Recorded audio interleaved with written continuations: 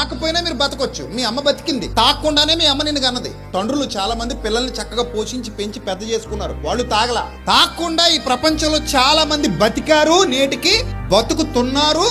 తాగాలన్న rule అయితే ఎవరికి లేదు. ఎందుకంటే మనిషి మత్తు ఎక్స్ట్రాగా కోరుకుని తాగాడు. ఇప్పుడు ఆల్రెడీ మనందరికి మత్తు ఉంది, మత్తు లేకుండా ఎవరైనా ఉండగలం ఏంటి?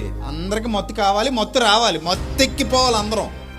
నిద్రలో మెలటోనిన్ అని ఒక హార్మోన్ విడుదలవుతుంది, క్యాన్సర్ రాకుండా కాపాడే హార్మోన్ అది. ఆ హార్మోన్ పేరేంటి?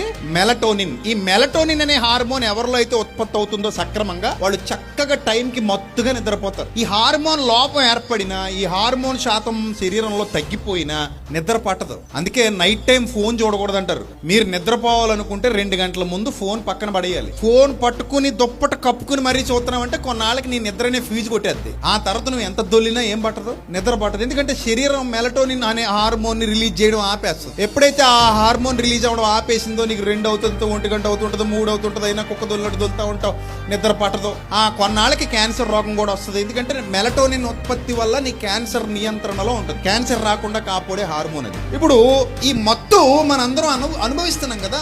పగలంతా కష్టపడుతున్నాం, రాత్రి అంతా ఏం చేస్తున్నాం? మత్తుగా పడుకుంటున్నాం, శవాల్లా నిద్రపోతారు కొంతమంది. అంటే ఎంత మత్తు ఇచ్చాడు దేవుడు ఫ్రీగా. ఈ మత్తు ఆరోగ్యకరమైనదా అనారోగ్యకరమైనదా? ఎంత ఆరోగ్యం తెలుసా నిద్ర? మీ శరీరంలో 90% రోగాలు రాకుండా కాపాడేది ఏంటో తెలుసా? నిద్ర.